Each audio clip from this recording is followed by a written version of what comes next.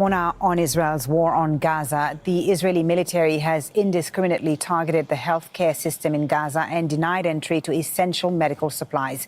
UNICEF spokesperson James Elder has visited the Al-Shifa hospital to assess medical services needed for injured people and children. He spoke to our Hani Mahmoud in Gaza City. Well, the Shifa hospital has been reduced in terms of its capacity to provide meaningful medical care to people here, let alone the children who are bearing the brunt of this ongoing war and the ongoing devastation. They are not only caught in line of fire and bombardment, they are living through the devastation that's been inflicted upon them. We're joined by James Elder, global spokesperson of UNICEF. James, just tell us what you're seeing inside the ICU with this case right here. Retail, she's 6, she's yet another one of hundreds of children in this situation, but let's just see her as a 6-year-old girl. Let's have the audience or those with influence see her as their daughter or granddaughter. She has seizures, she's in immense pain, time and time again. People have to just see these children as children, and then maybe this stops, but I mean, she's a 6-year-old girl. Everywhere we go, this is the same scenario. Despite doctors' most incredible efforts, we see children being brutalised, burnt, shrapnel, because it's a war on children. We don't say war on children without evidence. We say war on children given the indiscriminate nature and the sheer volume of children. And Ritul, she's one. She's just one. I couldn't help but heard one of the doctors saying the medical supplies here, the basically virtually no medical supply, are exacerbating her case, making it worse. At what capacity do we see anytime soon her case or many other children's cases are improving? Are medical supplies coming in? No, not anywhere near the level. For me, returning now to Gaza for my 5th time, what I see is, again, everywhere you turn around, there's another Rital. There's a little girl who's been paralysed. There's a little girl who's had an amputation.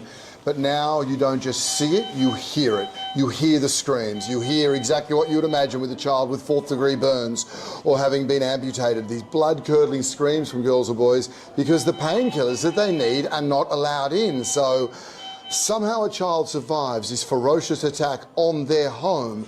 They get these horrendous wounds.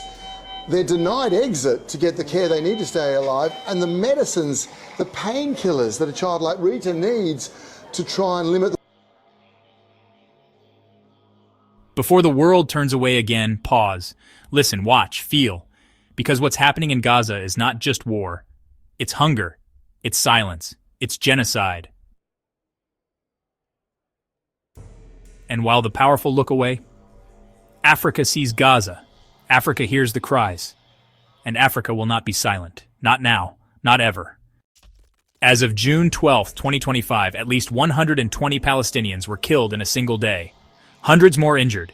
And still, no ceasefire, no justice, no peace.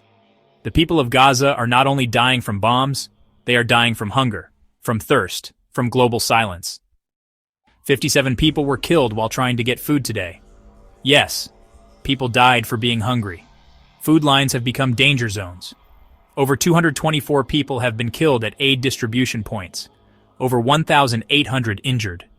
This is not a conflict. This is starvation being used as a tactic of war. Since October 7th, over 55,000 Palestinians have lost their lives. 127,000 more have been wounded. Most are women, children, the elderly. There are no safe zones, no clean water, no functioning hospitals. This is not just a war. It's a humanitarian collapse. This is Osama, a 5-year-old Palestinian child. He weighs just 5 kilograms.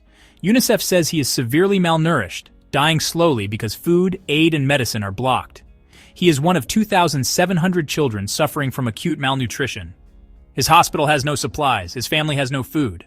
Is this what the world has come to? The Israeli army admits to firing so-called warning shots near food lines. They say they are reviewing incidents. But while their view, children die. Gaza's health ministry says people are being starved through restrictions. This isn't an accident. It's a system. And honestly, every hour of silence from world powers is part of the problem. The same leaders who speak of human rights fund this suffering. $17 billion in United States military aid. For bombs, not bread. Europe calls for peace, but signs weapons deals. And the so-called free press, mostly silent. But we in Africa, in the global south, we see this clearly, and we will not be silent. We in Africa know what occupation looks like, what starvation looks like, what it means to be silenced. But we also know what resistance means, what solidarity means. From Accra to Bamako, Lusaka to Cape Town, we say, free Palestine. End the suffering, and let Gaza live. You don't need to be rich to resist. You don't need to be famous to speak. You just need to care. Speak out. Share this. Expose the lies. Reject the silence. And remind the world Africa stands with Palestine. History will not forget those who stayed silent, but it will remember those who stood up. Join Divine Earth Africa. Because this is not just a Palestinian story, it's a human story. And Africa will never be silent.